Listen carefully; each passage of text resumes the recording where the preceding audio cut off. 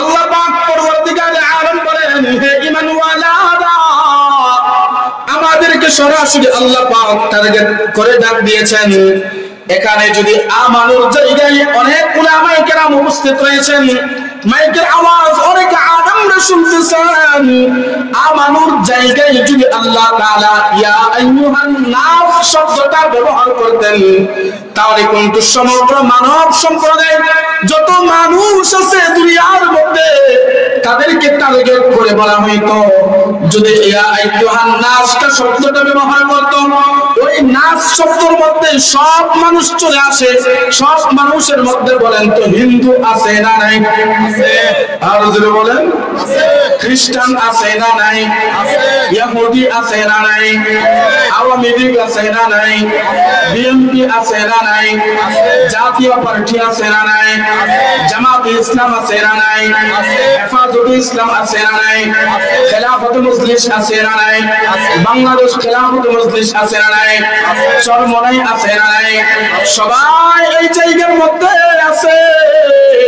কিন্তু আল্লাহ তাআলা নাস শব্দটা ব্যবহার না করিয়া আল্লাহ পাক পরবর্তীকালে আলম বলেন, ইয়া আইয়ুহাল্লাযীনা আমানু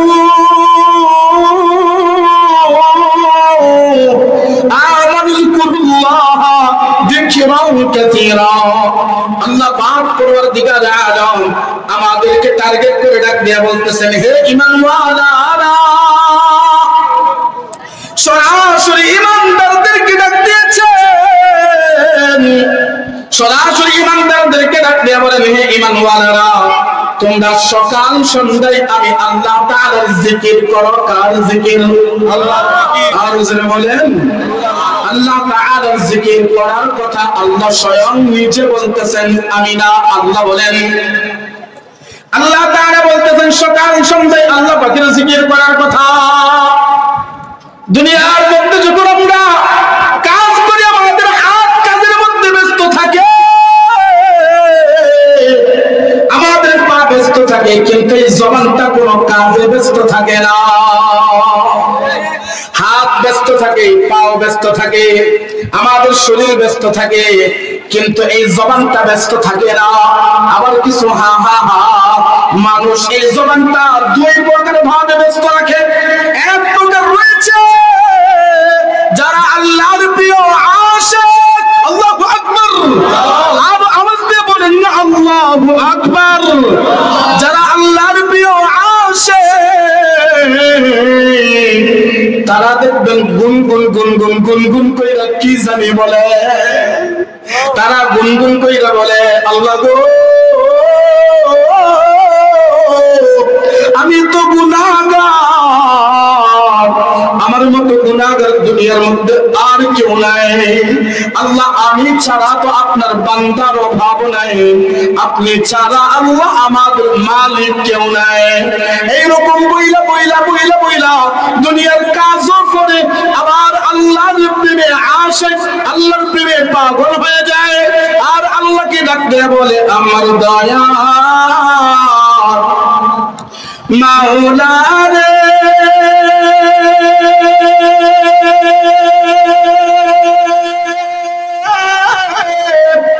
আমার দয়া মাবুদ রে, কোথায় গেলে পাইব তোমার ঠিকানা,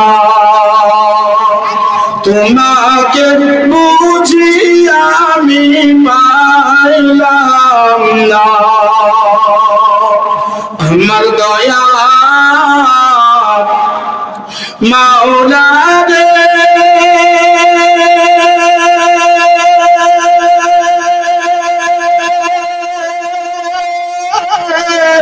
আমার দয়া মাবুদ রে, কোথায় গেলে পাইব তোমার ঠিকানা,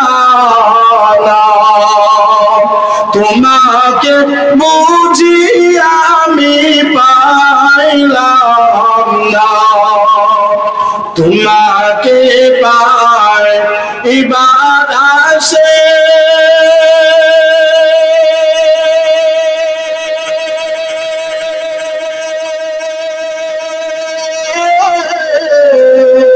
ঘুরি আমি দেশ বিদেশে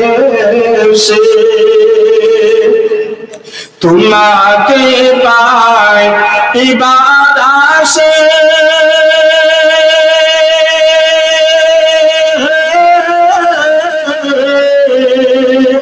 ঘুরি আমি দেশ বিদেশে কোনাবাড়ির ময়দানে করলাম বিছানা আমার দয়া মাওলা রে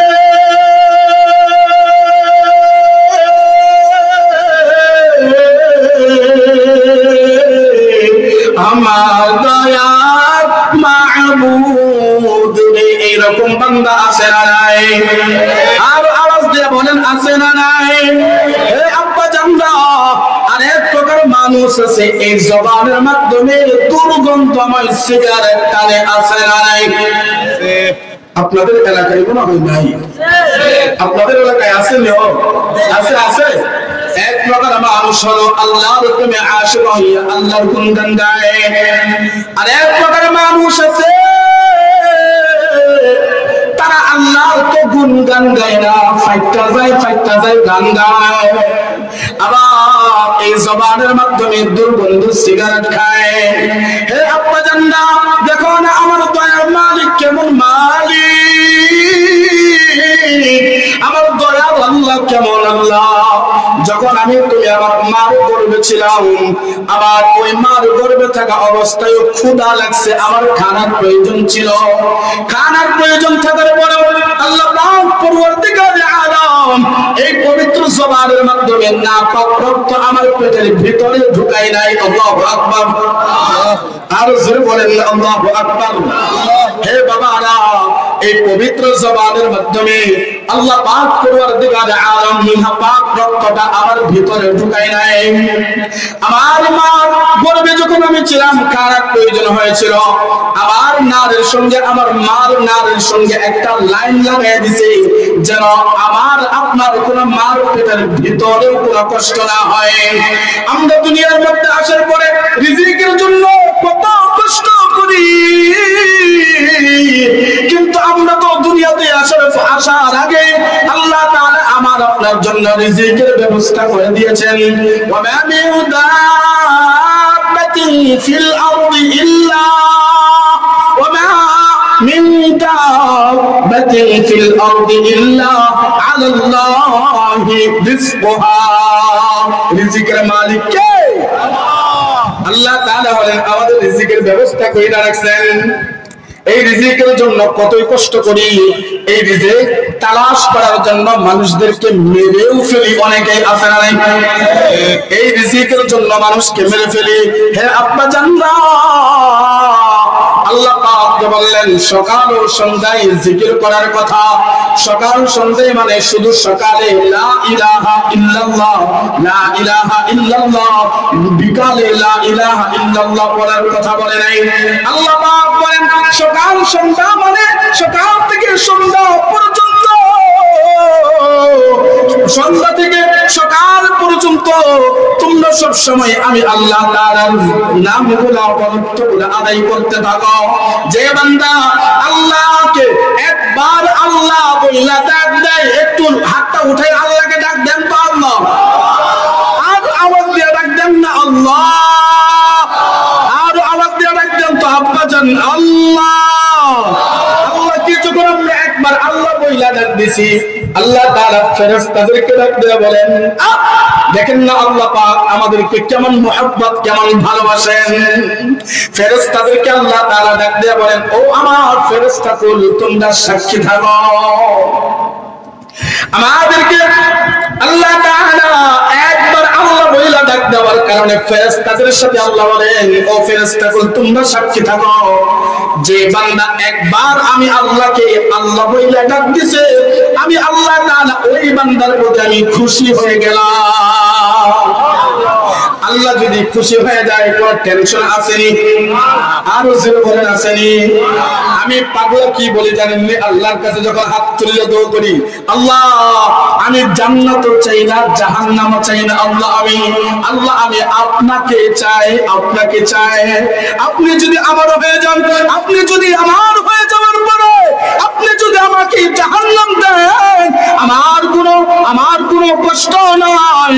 আপনি যদি আমার হয়ে যাওয়ার পরে আপনি যদি আমাকে জাহান্নাম দেওয়ার পরে আমাকে জাহান্নামের মধ্যে রাখেন, আমার কোনো কষ্ট নাই। জান্নাতে রাখলেও আমার কোনো কষ্ট নাই। কারণ আল্লাহ গো, আপনি তো জাহান্নামকে জান্নাত করতে পারবেন। যে আল্লাহ জাহান্নামকে জান্নাত করতে পারে ওই আল্লাহকে আমরা মানি। যে আল্লাহ জাহান্নামকে জান্নাত করতে পারে না ওই আল্লাহকে আমরা মানি না। দুনিয়ার মধ্যে সামনে যে দুর্গা পূজা আসতেছে, আগে বলতেছিলাম দুর্গা পূজা আসতেছে, তারা 10 হাতি একটা ভগবান বানায়। 10 হাতি ভগবানকে যদি সামনে খানা দেওয়ার পরে কুত্তা খায়, ওই 10 হাতিতে কোনো কাজে লাগে? আর আওয়াজ দিয়ে বলেন না। 10 হাত কেন, তারা যদি 100 হাতও দিত, আমার না কেমন জানি ওই দুর্গা পূজা আসলে মূর্তিদের জন্য মায়া লাগে। এখন বলতে পারেন হুজুর কেন? দেখেন এতগুলো হাত দেওয়ার পরে কুত্তা যদি মূর্তি আমাদের এই হাত দিয়ে কোনো কাজে লাগাইতে পারে না, দাদা হয়ে দাঁড়ায় থাকে, ঠিক কিনা? এখন আমার আল্লাহ তো এমন আল্লাহ, আমার আল্লাহর সন্তানও নাই, আমার আল্লাহর বউ নাই, আমার আল্লাহর ঘুম নাই, আমার আল্লাহর খানা নাই। আল্লাহকে গভীর রজনীতে ডাকলেও আল্লাহকে পাওয়া যায়, সকালবেলা ডাকলেও আল্লাহকে পাওয়া যায়, দুপুরবেলা ডাকলেও আল্লাহকে পাওয়া যায়। আল্লাহকে যে কোনো সময় তুমি যদি অন্তর থেকে একবার আল্লাহ বলে ডাক দাও, আল্লাহ পাক ফেরেশতাদেরকে ডাক দেয়া বলেন, ও ফেরেশতা, তোমাদেরকে খানার ব্যস্ততা আমি আল্লাহ দেই নাই, তোমাদেরকে সন্তানের ব্যস্ততা আমি আল্লাহ দেই নাই, ঘুমানোর ব্যস্ততা আমি আল্লাহ দেই নাই। আমার বান্দাকে সন্তানের ব্যস্ততা আমি দিয়েছি, আমার বান্দাকে আমি খানা খাওয়ার ব্যস্ততা দিয়েছি, ঘুমের ব্যস্ততা দিয়েছি। এত ব্যস্ততা পাওয়ার পরেও আমি আল্লাহকে ভুলে নাই। আমি আল্লাহ হাসরের ময়দানে ওই বান্দাকে ভুলবো না। এখন যে আল্লাহ তাআলা বলতেছেন আল্লাহকে ডাক, একবার ডাকার কারণে আল্লাহ খুশি হয়ে যায়। দুনিয়ার মধ্যে যে আমার আব্বা আম্মা আছে, ওই আব্বা আম্মাকে যখন আম্মা বইলা ডাক দেই, আম্মা কিন্তু অন্তর থেকে খুশি হয়ে বলে, কিরে বাবা কি বলস? আমরা মারে ডাকতে রাজি। কিছু কপাল পোড়া তো আছে, নিজের মারে মাও ডাকতে রাজি হয় না। আমি বলি ওরা কপাল পোড়া, হে গর্দ, হে কপাল পোড়া, তোর মারে মা ডাকতে পারো না, আরেক বেটির মারে মা ডাকতে অনেক মজা পাও, তাই না? মার জন্য 10টা টাকা খরচ করতে চায় না, কিন্তু শাশুড়ির জন্য 10,000 টাকা খরচ করতে দ্বিধা করে না, ঠিক কিনা? মার জন্য পকেট থেকে 5 টাকা বাহির হয় না, কিন্তু শাশুড়ির জন্য হাজার হাজার টাকা বাহির হইতে দ্বিধা করে না। কারণ ঘরের ভিতরে এত আনছে একটা ডানা কাটা পড়ি, গলায় লাগাইব দড়ি, ঠিক কিনা? টিকটকার বিয়ে করে অনেক যুবকরা আছে, এই যুবকরা তোরা তো টিকটকের সাদা চামড়া দেখে পাগল হয়ে যাও। টিকটকার সাদা চামড়া দেখে পাগল হয়ে যায় না। সাদা চামড়ার কোনো মূল্য নেই, সাদা চামড়ার কোনো দুনিয়ার মধ্যে তোমাদের কাছে মূল্য থাকতে পারে, আল্লাহর কাছে মূল্য নেই। আল্লাহ পাক কোরআনের মধ্যে বলে দিয়েছেন, ইয়াউমা লা ইয়ানফাউ মালুন ওয়ালা বানুন ইল্লা মান আতাল্লাহ বিকলবিন সালিম। আল্লাহু আকবার। আল্লাহ পাক বলতেছেন, তোমার চামড়া সাদা না কালো, তুমি ধনী না গরিব, আমি আল্লাহর কাছে দাম নাই। আমি আল্লাহর কাছে দাম হলো বিকলবিন সালিম, পরিশুদ্ধ কলবের নাম। সুবহানাল্লাহ। সাদা চামড়া দেখে বিয়ে কইরা আমার শায়খ মুর্শিদ আল্লামা কাদের সাইফুল্লাহ আইয়ুবী হাফিজাহুল্লাহ, যিনাকে আমি মুরব্বি মানি, গত বছর আপনারা এই মাঠে আসছিলেন, তো আমার হযরত একটা কিতাব লিখছেন, যে কিতাবটার নাম হচ্ছে খুতবাতে আইয়ুবী। ওই খুতবাতে আইয়ুবীর মধ্যে একটা ওয়াকিয়া তুলে ধরছেন। ওয়াকিয়াটা হলো এইরকম, এক যুবক বিয়ে করছে টিকটকার সুন্দরী, ডানা কাটা পরি, গলায় লাগাই ধরি। ওই টিকটকার বিয়ে করার পরে আবার বিয়ে করছে বড় লোকের বেটি। বাবা মা হচ্ছে গরিব, বিয়ে করছে বড় লোকের বেটি। বড় লোকের বেটিকে বিয়ে করার পরে বড় লোকের বেটি বলে, তোমার আব্বা আম্মা যে গরিব অবস্থায়, এই নিম্ন অবস্থায় থাকে, এই কালো মানে চুলা তো বুঝেন নাকি, চুলার মধ্যে রান্না বান্না করে আমার শরীরে ময়লা লাগে, আমার এটা সহ্য হয় না, আমি তোমার আব্বার বাড়িতে থাকতে পারবো না। তুমি যদি তোমার মা কি চাও, তুমি এই বাড়িতে থাকো। রাস্তা দুইটা, একটা হলো হয়তো তুমি আমার কাছে আসবা, নয়তো তুমি তোমার মার কাছে যাইবা। ওই কপাল পরা বুঝে নাই, মারে চাইরা বউরে বলে তোমার সাথেই আমি চললাম। মা থাক না, মার তা আরো সন্তান দিয়েছে। নাউজুবিল্লাহ বলতেন না, আরো জোরে বলেন না নাউজুবিল্লাহ। ওর মতো কপাল বড় আরো আসেনি, আছে আছে না। শ্বশুর বাড়ি কয়দিন খাইবা? প্রথম যখন শ্বশুর বাড়ি যাওয়া হয়, প্রথম দিন গুস্ত দিয়ে সামনে ভাত দিলে, দ্বিতীয় দিন গুস্ত ছাড়া একটু বড় মাছ দেয়, তৃতীয় দিন ডাক দিয়ে তার মেয়েকে ডাকতে বলে, কিরে সকিনা জরিনা, তোর জামাই কয়দিন থাকবে? বলে আম্মা আমাদের বাড়িতে 4-5 দিন থাকবে। 2 দিন চলে যাওয়ার পরে আবার খানাটা দুর্বল হওয়া শুরু হয়। ওই যুবক মারে চাইরা ওই ডানা কাটা পরির সঙ্গে যখন হাত মিলায়া ঘর থেকে বাহির হয়ে গেছেন, শ্বশুর বাড়ি যাওয়ার পরে শ্বশুর একটা ব্যবসা ধরায়া দিছে। ব্যবসা ধরায়া দেওয়ার পর ওই যুবক বলে, আমার আব্বা আম্মা তো ভালো না, আমার 10,000 টাকা চাইলে দিতে পারতো না। আমার শ্বশুরের 10 লক্ষ টাকার একটা ব্যবসা ধরায়া দিছে। শ্বশুরের মতো ভাড়া দুনিয়ার মধ্যে আর কেউ নাই। যখন এই চিন্তা ভাবনা করলেন, ব্যবসা চলতেছে, দিন যাইতেছে, উন্নতি হইতেছে, এই দিক দিয়ে তো মার মা তো আল্লাহর কাছে যাবেন, আল্লাহর কাছে তো সরাসরি চলে যায়। আল্লাহ পাক তো বলেন, ওয়া কাদা রাব্বুকা আল্লা তা'বুদু ইল্লা ইয়্যাহু ওয়া বিল ওয়ালিদাইনি ইহসানা। হে আমার আদম সন্তানরা, তোমাদেরকে দুনিয়ার মধ্যে আমি পাঠাইলাম। দুনিয়ার মধ্যে পাঠানো আমার উদ্দেশ্য হলো একটা, তোমরা আমার গোলামি করবা। এখন শুধু আমার গোলামি করে শেষ হবে না, তোমাদের যে মা বাবা আছে তাদের খেদমত করবা, তাদের সাথে সব আচরণ করবা। আমার খেদমতের উপর পরে যে হুকুমটা আমি দিতেছি, ওই হুকুমটা হলো মা বাবার খেদমত এবং তাদের সাথে সব আচরণ করা। এখন ওই যুবক তো মারে বুঝলো না,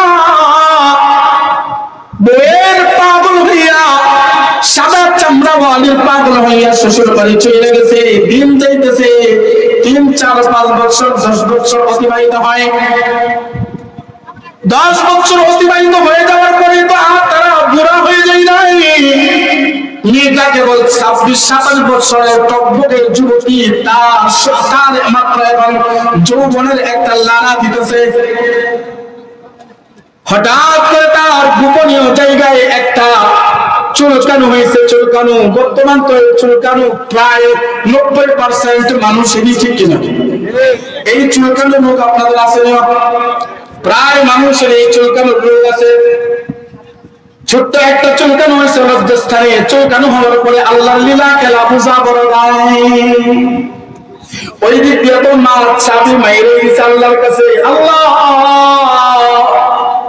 আরে মিয়া, মা বাবা আর বন্ধ করতে হয় না। যখন আহ বইল শব্দ করে আল্লাহর আরশটা পর্যন্ত কাইপা যায়।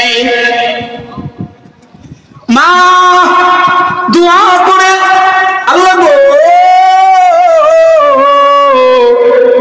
আমার সন্তানটাকে তুমি আল্লাহ মানুষ বানায় আমার সন্তানটাকে তুমি ভালো রেখো। এই দিক দিয়ে বাবা অসুস্থ হইয়া বাবা মৃত্যুবরণ করে জমি জমা যা ছিল সব বিক্রি করে বাবার পিছনে খরচ কইরা মা সম্পদ হারা হয়ে গেছে, মার কিছুই নাই, মা ভিক্ষা করে আর মানুষের দরদারে চলে আর একটা বাঁশের নিচে ছোট্ট পলিথিন দিয়ে ঘর বানায়া ঘুমায় আর আল্লাহর কাছে দোয়া করে, আল্লাহ আমার যে মৃত্যুর পরে যে মানুষ আমার নিয়ে যাইব, আমার তো স্বামী নাই, আমার যা সন্তান আছে তারা তো মেয়ে সন্তান, ছেলে তো আর নাই, আল্লাহ গো আমি আমার সন্তানকে আমার কাছে ফেরত চাই। আল্লাহ লীলা খেলা বুঝা বড় দেয়, আল্লাহ তোমার লীলা খেলা কেউ বুঝে কেউ বুঝে না, মাহবুব তোমার লীলা খেলা কেউ বুঝে কেউ বুঝে না, কাউকে রাখো গাছতলাতে মৌলা, কাউকে রাখো দশতলায়, ঠিক না?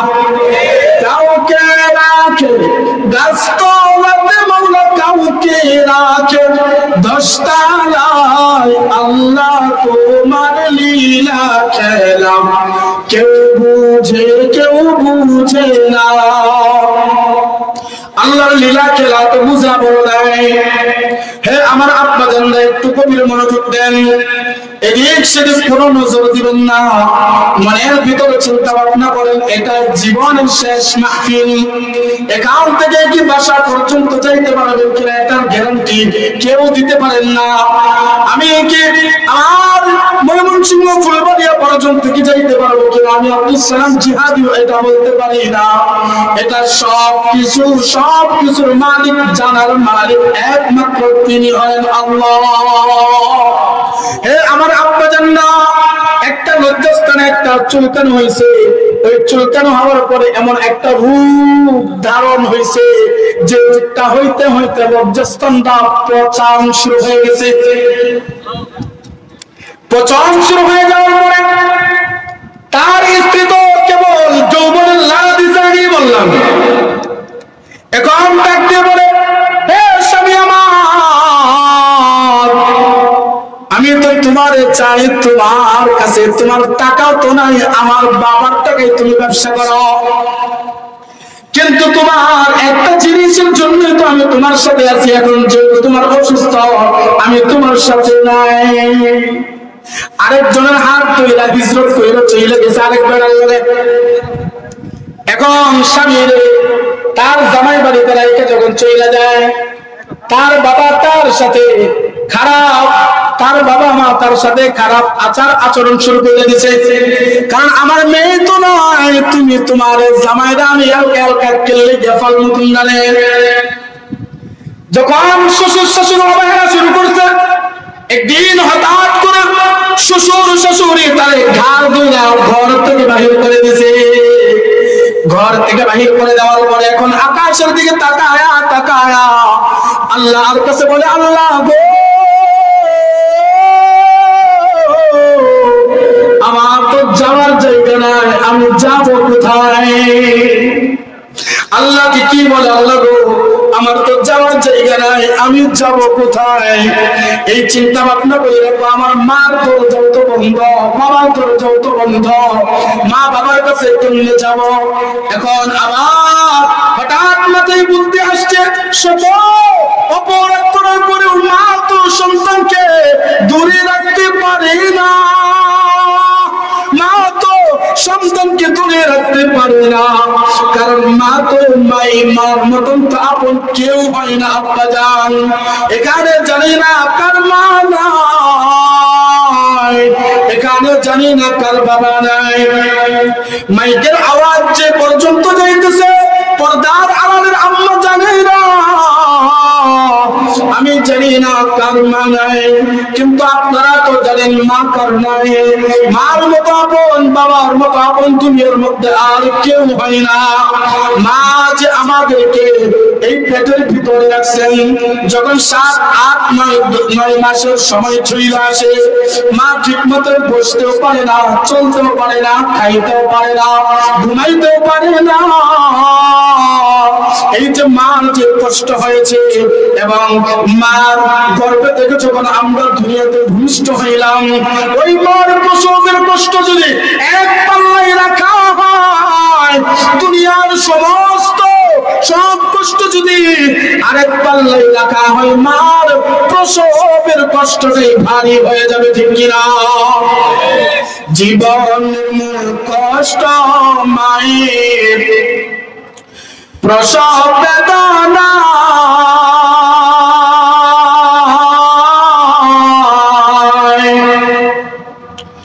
সাত আসমান সাত জমিন তখন মায়েরই মাথায়।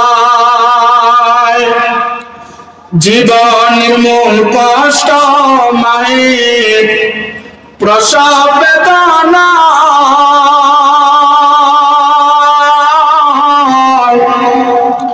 সাত আসমান সাত জমিন তখন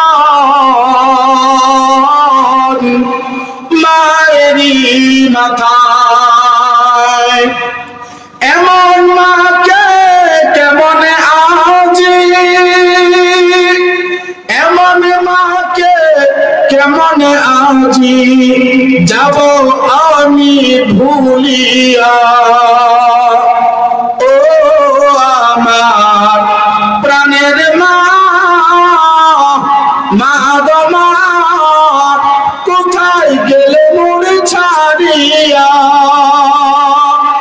জনম দুঃখী ইয়াতীম আমি, চাই না কেহ ফিরিয়া। আমি যখন ছিলাম আমার মায়ের উদরে,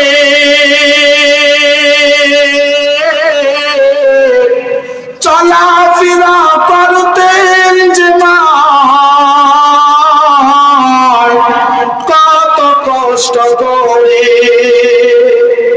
আমি যখন ছিলাম আমার মায়ের উদরে,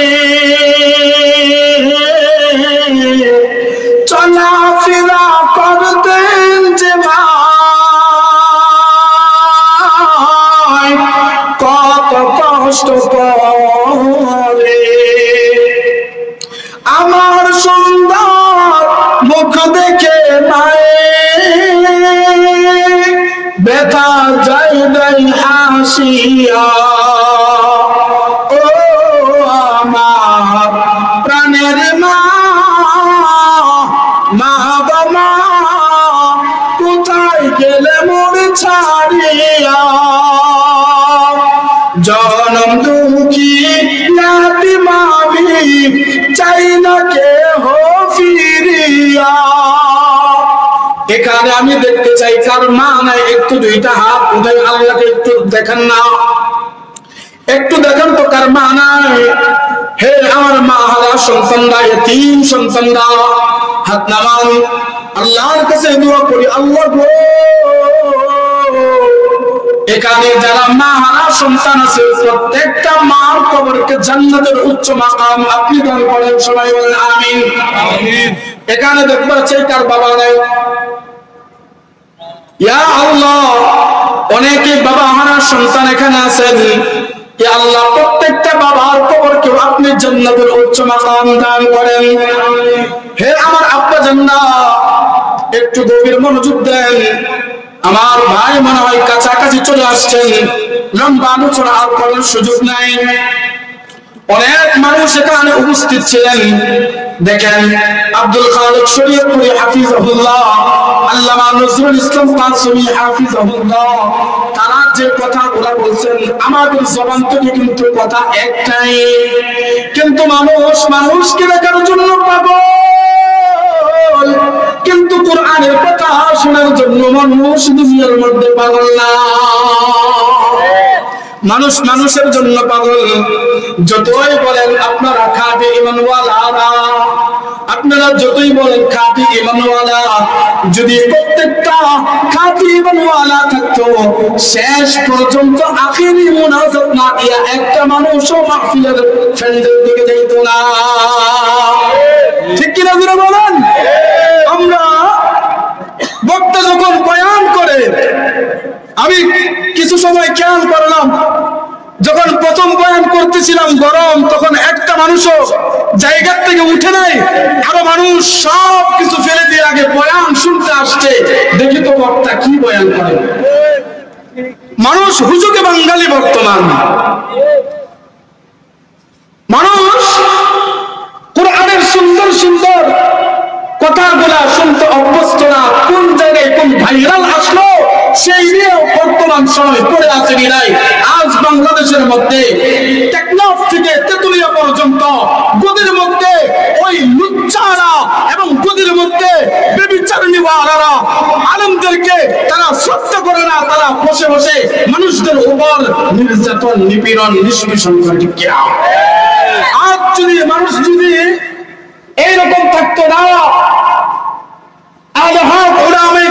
যে জায়গার মধ্যে ছোট হোক আর বড় হোক কথা বলবে, ওই জায়গার মধ্যে আমরা হাতে হাত রেখে মর্দ মুজাহিদের মতো ঐক্যবদ্ধ হব। আগে যেমন বলছিলাম, আপনারা এখন বলতেছেন ভোট আমাদেরকে দিবেন, কিন্তু ভোট তো আমাদেরকে দিবেন না, কারণ আপনাদের কথার কাজে তো এই মাহফিলেই কোনো মিল না, এই মাহফিলে তো মিল নাই। ওই জায়গার মধ্যে তো নিজ দিয়ে 500 টাকা ধরা দিব, আর ভোটটা চলে যাবে চাঁদাবাজদের দলের মধ্যে। নিজ দিয়ে 500 টাকা ধরা দিব, চলে যাইব সুদখোর বেবিচারণীওয়ালা, বেবিচার যারা করে তাদের পক্ষে ভোট চলে যাইব। আপনারা তো আপনারা আমানতদার না, আপনারা আমরা হুজুগে বাঙালি। আজ হুজুগে বাঙালি বিদায় আজ মুসলমানরা বাংলাদেশে 97% মুসলমানের দেশেও মুসলমানরা নির্যাতিত, নিপীড়িত। মুসলমানদেরকে সম্মান করতে মানুষ চায় না, কিন্তু আমরা তো বীরের জাতি। আমাদের মুরব্বীরা তো ছিলেন ইসলামের জন্য, কুরআনের জন্য, আল্লাহর জন্য জীবন দিতে প্রস্তুত হয়ে যায়, ইসলামের জন্য নিজের জীবনকে উৎসর্গ করে দিতে চায়।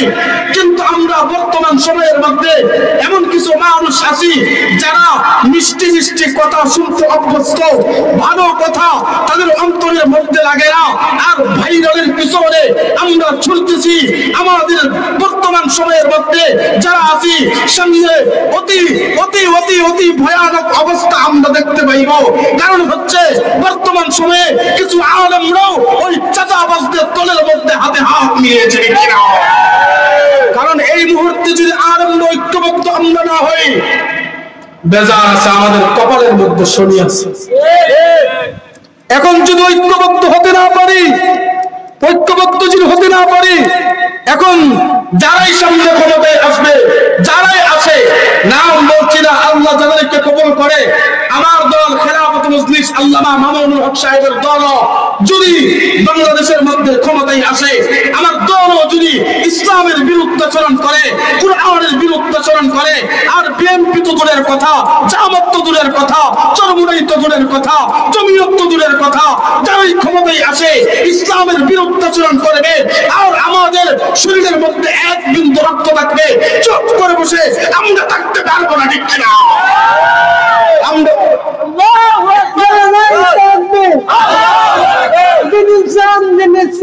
আল্লাহ পাক সবাইকে কবুল করেন, আমিন বলেন। আর জোরে বলেন আমিন। ইসলামের বিরুদ্ধে যারাই বলবে খবর আছে, আর জোরে বলেন। ইসলামের বিরুদ্ধে যদি আমার আব্বা জানো কথা বলে, জিহ্বাটা টান দিয়ে বাংলার রাজনৈতিক কুত্তারে কাওয়াইতাম দিলাম করব না। আগে ইসলাম, তারপর হচ্ছে বাবা। আর জোরে বলেন। আগে ইসলাম, তারপর হচ্ছে দল।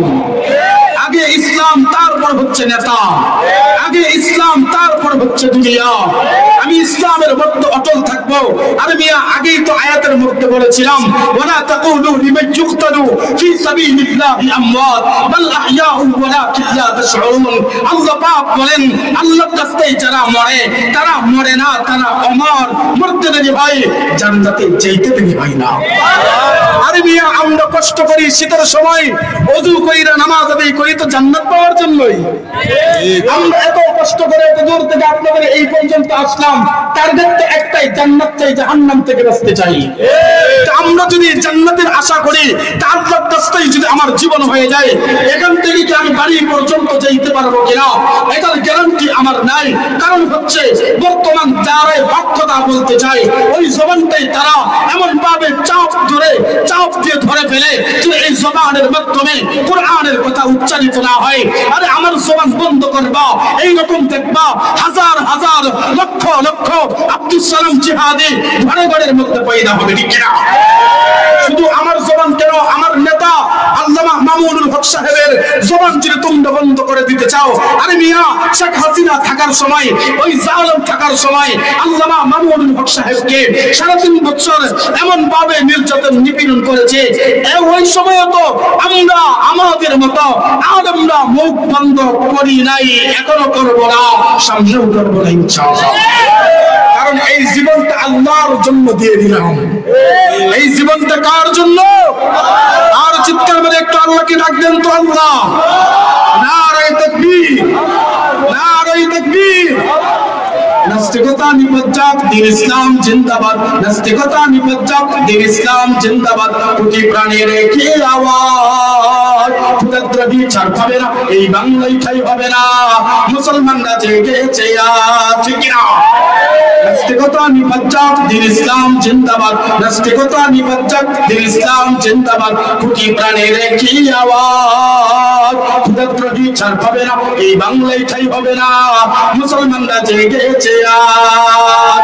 ও চলো চলো সামনে চলো, বজ্রকণ্ঠে আওয়াজ তোলো, সবাই মিলে একই তালে দাও না স্লোগান, নারায়ে তাকবীর, নারায়ে তাকবীর, নারায়ে তাকবীর।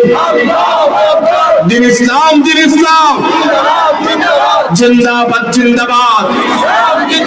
মুসলমানের এই দেশেতে কাদিয়ানীদের ঠাঁই নাই, ঠিক কিনা? মুসলমানের এই দেশেতে নাস্তিকদের ঠাঁই নাই, ঠিক কিনা? মুসলমানের এই দেশেতে সাদিয়ানীদের ঠাঁই নাই, ঠিক কিনা? মুসলমানের এই দেশেতে নাস্তিকদের ঠাঁই নাই। নাস্তিকদের পক্ষে যারা, তাদের কোনো রক্ষা নাই। এই দেশেতে থাকতে হলে কোরআন মানতে হবে, কোরআন না মানলে তারা বিতাড়িত হবে। যুদ্ধে সামনে চলো, বজ্রকণ্ঠে আওয়াজ তোলো, সবাই মিলে একই তালে দাও না স্লোগান, নারায়ে তাকবীর, আল্লাহু আকবার, নারায়ে তাকবীর, আল্লাহু আকবার, নারায়ে তাকবীর, আল্লাহু আকবার। দিন ইসলাম, দিন ইসলাম জিন্দাবাদ, জিন্দাবাদ, জিন্দাবাদ। আল্লাহ সবাইকে কবুল করেন, আমিন। আর জোরে বলো আমিন। আচ্ছা, আরেকটা কথা, আমার ভাই মনে হয় কাছাকাছি চলে আসছেন, তার আরেকটা কথা হচ্ছে, আমার নবীর পরে কোন নবী আছে? আরো জোরে বলেন, আরো আওয়াজ দেন। আপনারা কি আমার নবীর পরে কাউকে নবী মানেন? যদি নবীর পরে কোন ব্যক্তি নবী দাবি করে, সে মুসলমান না কাফের? আর জোরে বলেন, মুসলমান না কাফের? ওই কাদিয়ানীদের গোষ্ঠীরা, আপনাদের এই কোলাবাড়ির মধ্যে কাদিয়ানী আছে না নাই?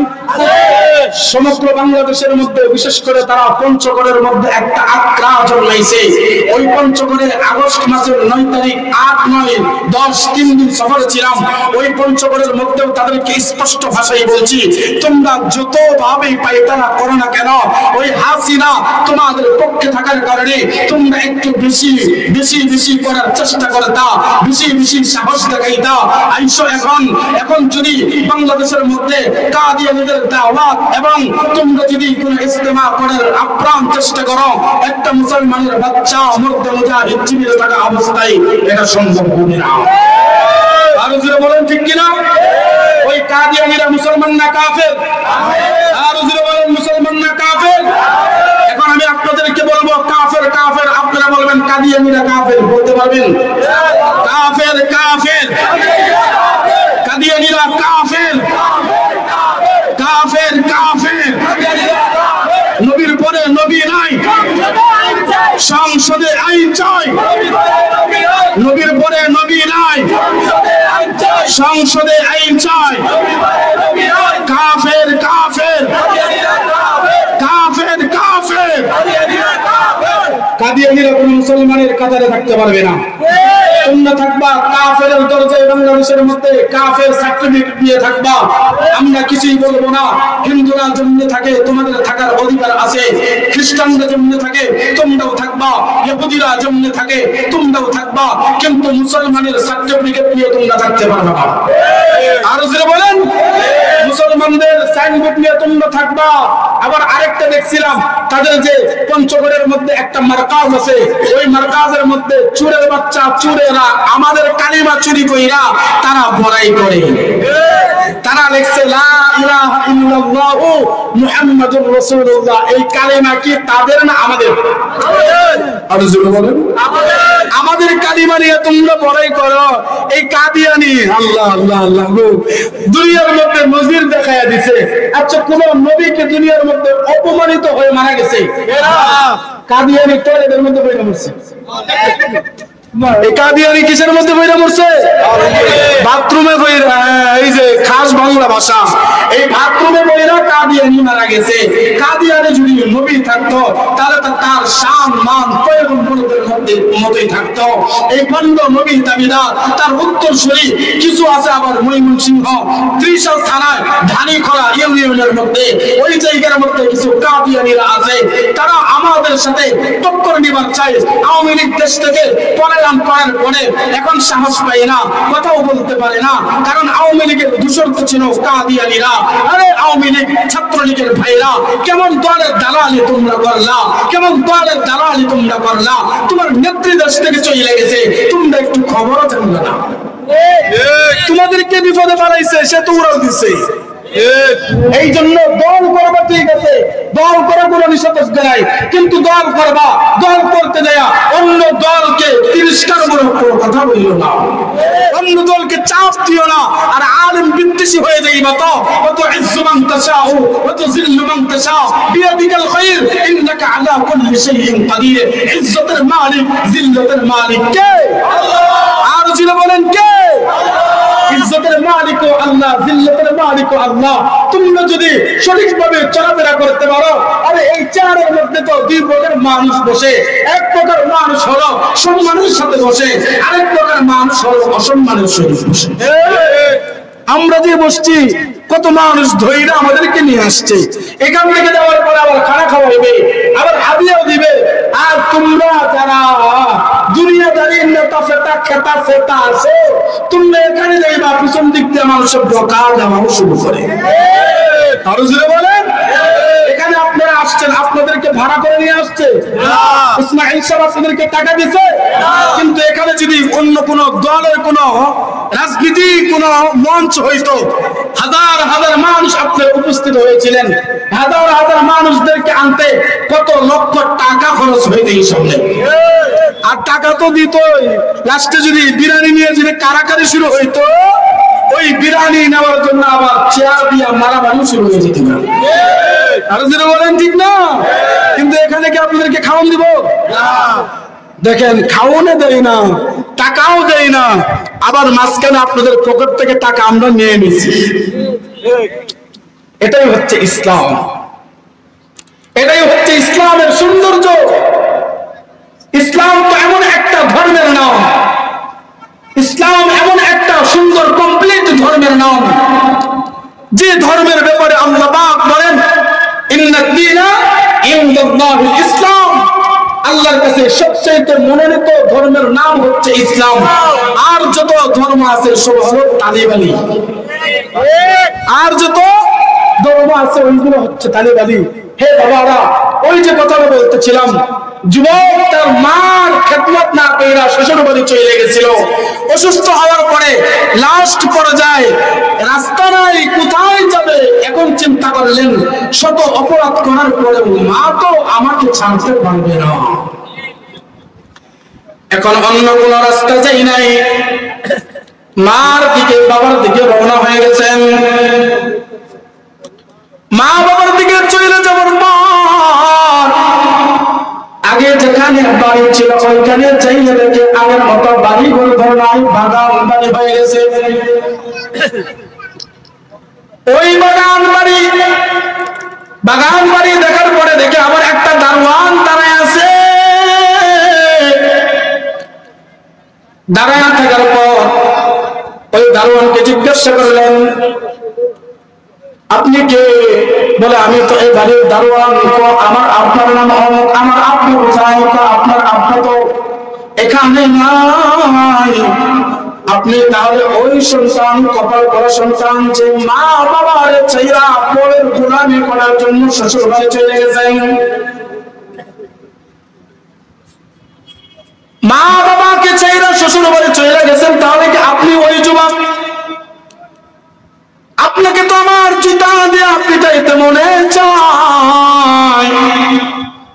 আপনার বাবা তো নাই, আপনার বাবা তো দুনিয়ার থেকে চলে গেছেন, দুনিয়ার বাড়িতে আপনার বাবা নাই। আপনার মা আছে, আপনার মা খালি আল্লাহর কাছে কান্না করে, কান্না করতে করতে দুইটা চোখ অন্ধ বানায় ফেলছে। এই অন্ধ চোখ দিয়া রাস্তায় রাস্তায় ভিক্ষা করে রাত্রে আইসা আল্লাহর কাছে বলে,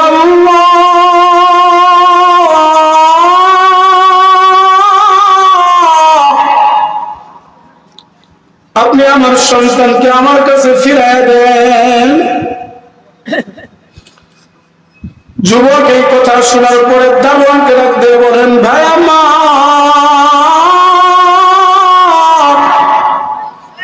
আম্মা কই থাকে, একটু ঠিকানাটা দেন না, আমি আম্মার কাছে চলে যাই। আম্মার কাছে যাওয়ার পরে আম্মা নামাজরত অবস্থায় নামাজ শেষ করে মুনাজাত করছে আর আল্লাহকে বলে, আল্লাহ আমার সন্তানকে ফিরায় দাও, আমার সন্তানকে ফিরায় দাও। এমন ভাবে যখন দোয়া করে ওই ব্যক্তি আর সন্তানটা দিয়ে বলে, আম্মা মারে তো অপরাধ করার পরেও সন্তানের ডাকটা শোনার পরে মা ডাক দিয়ে বলে, আমার সোনামণি কুকুমণি তুই কি আইছো? তোর জন্য আমি পেরেশান, মার মতো আপন আর কেউ হয় না। একটু অসুস্থ হয়ে দেখো না, দেখবা বাবা ঘুমায় যায়, মা কিন্তু ঘুমায় না। মা পাশে পয়সা পয়সা আল্লাহরে বলে, আল্লাহ গো আমার পাগলার আপনি সুস্থ বানায় দেন, আমার পাগলার আপনি সুস্থ বানায় দেন। এইভাবে তো মা বাবা আল্লাহর কাছে চায়। কিন্তু আমরা তো আল্লাহরে চিনি না, আব্বারে চিনি না, আম্মারে চিনি না, নবীরে চিনি না। সরকারে তো আলম নবী মুহাম্মদ আরবি সাল্লাল্লাহু আলাইহি ওয়াসাল্লাম হাদিসের মধ্যে ঘোষণা করেন, আল জান্নাতু তাহতা আকদামিল উম্মাহাত, মায়ের পায়ের নিচে হলো সন্তানের জন্য আল্লাহ জান্নাত রেখে দিয়েছে। সুবহানাল্লাহ, মায়ের পায়ের নিচে সন্তানের জন্য যে আল্লাহ জান্নাত রাখছে, এখন যদি তোমরা কোদাল দিয়ে খনন করো জান্নাত পাইবে না। মার খেদমত করবা, দেখবা আল্লাহ উপরে উঠায় দিবে তোমাকে। আমি যে এখানে আপনাদের সামনে বসলাম, এটা আমার কোন ক্যাপাসিটিতে আমি বুঝতে পারি নাই। এখানে যে আল্লামা নজরুল ইসলাম কাসমি দামাত বরকাতুহু হযরত বসছেন, আল্লামা আব্দুল খালেক শরীয়তপুরি বসছেন এবং আব্দুল মালিক ধলেশ্বরী ভাই এখানে বসবেন, এটা আমাদের কোন ক্যাপাসিটি না। এটা হলো মা বাবার চোখের ফসল এবং আমাদের উস্তাদের দুয়ার বরকত। এই জন্য বলি রে আমার যুবকরা, যাদের মা বাবা আছে, ওই মা বাবার জীবনেও কষ্ট তোমরা দিও না। আর যার মা বাবা নাই, তোমরা দুনিয়াতে থাকা অবস্থায় গুনাহের কাজ করবে না। দুনিয়াতে থাকা অবস্থায় তোমরা যদি গুনাহ করো, এই গুনাহ করার কারণে একটা বাপ তোমার মা বাবার কবরের মধ্যে চলে যাইবে। আর যদি নেক আমল করো, নেক আমল করলে একটা বার মা বাবার কবরের মধ্যে চলে যাবে। নেক আমল গেলে তো মা বাবা সুখ শান্তিতে থাকতে পারবে। আর যদি বদ আমল যদি চলে যায়,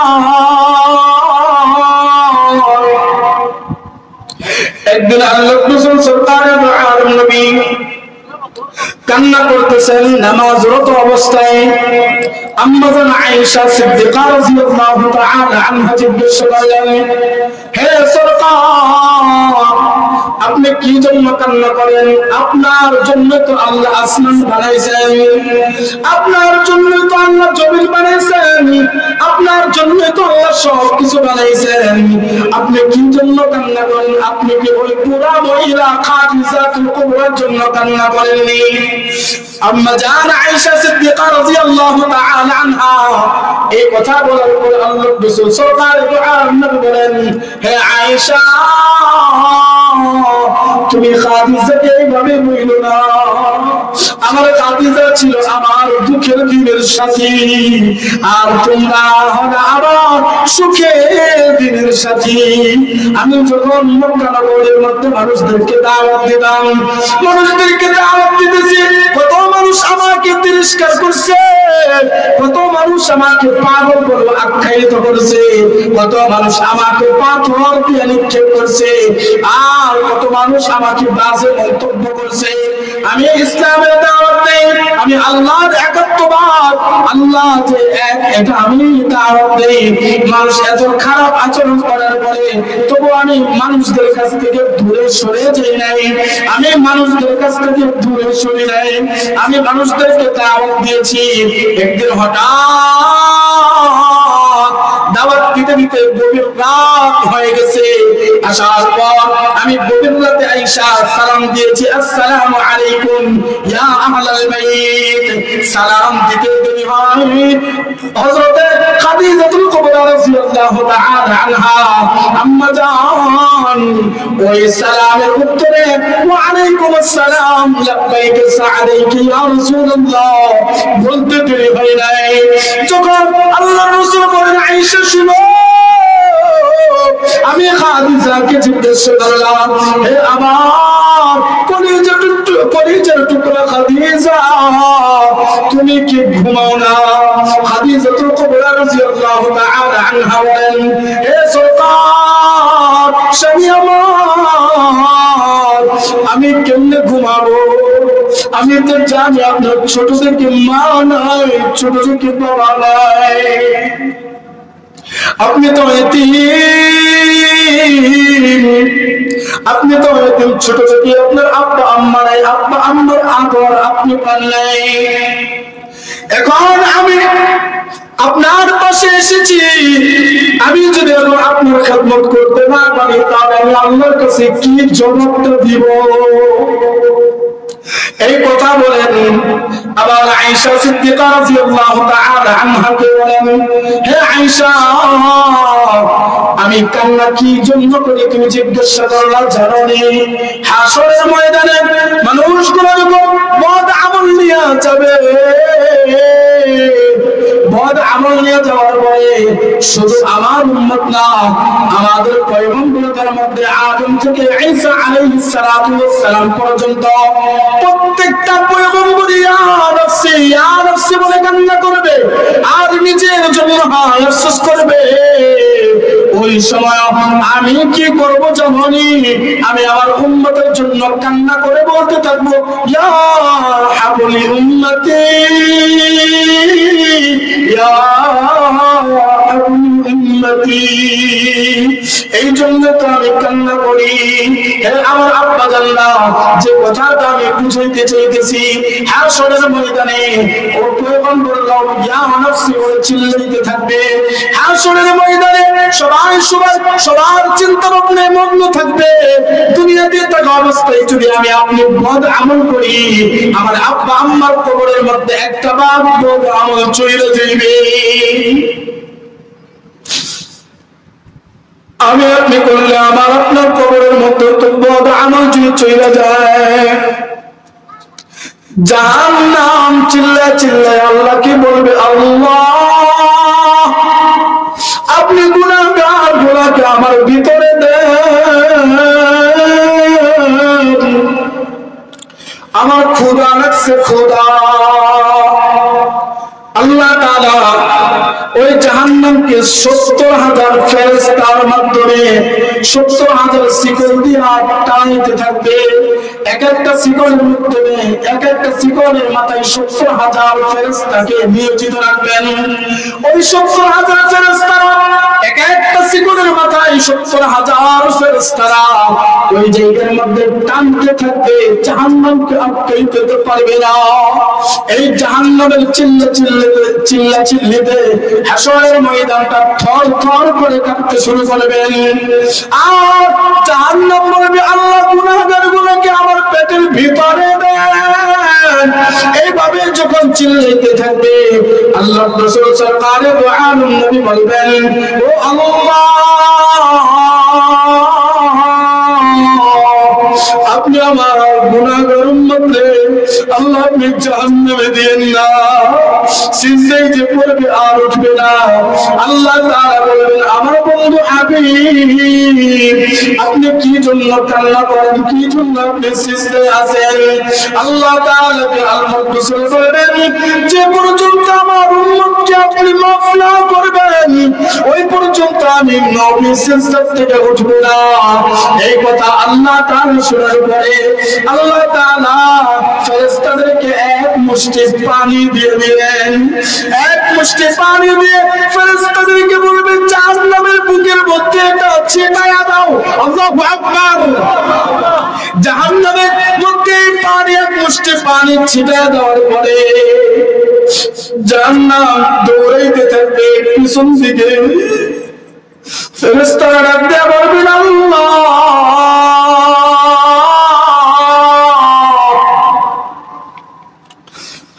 আমরা আপনার জাহান্নামকে আটকে রাখতে পারি নাই।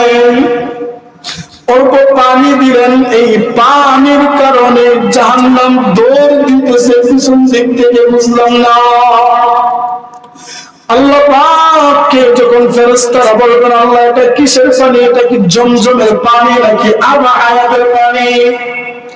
আল্লাহ পাক বলবেন, এটা জমজমের পানি না, এটা বেহায়াতের পানি না, এটা হলো আমার বন্ধু হাবিব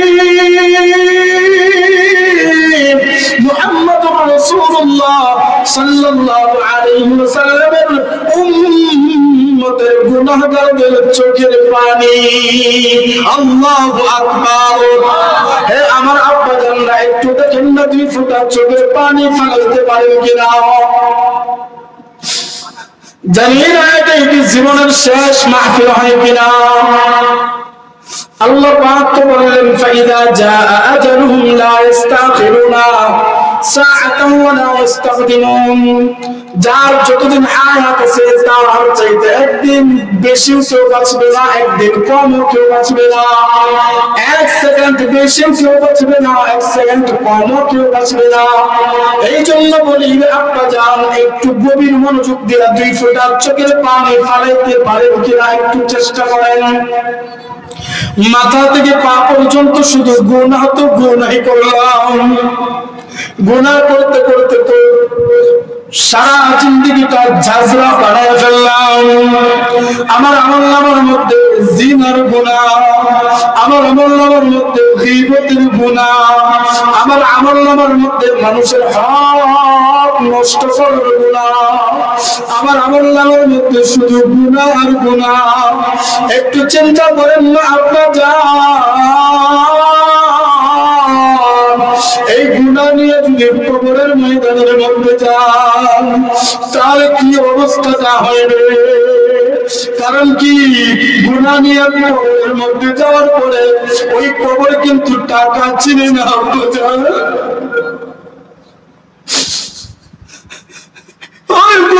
ওই কবর কিন্তু টাকা চিনে না।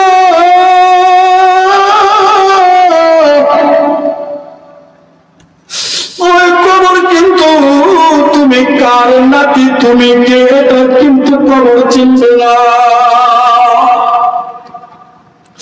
এই জন্য তো বলি, দেখো না বাবা 2 ফোঁটা চোখের পানি কি ফেলাইতে পারো কিনা। এটাই তো জীবনের শেষ মাহফিল হয়ে যেতে পারে।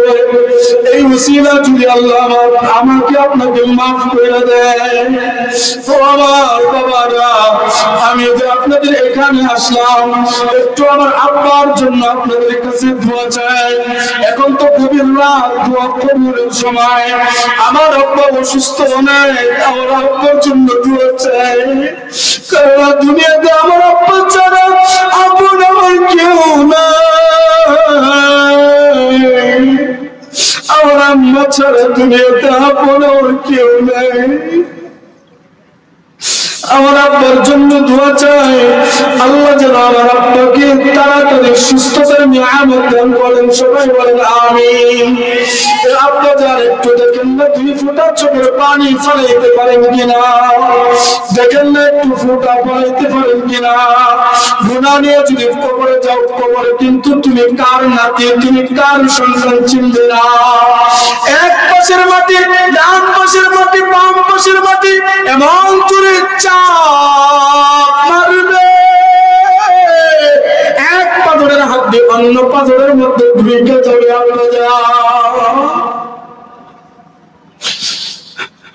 আর যদি নেক আমল নিয়ে যাও,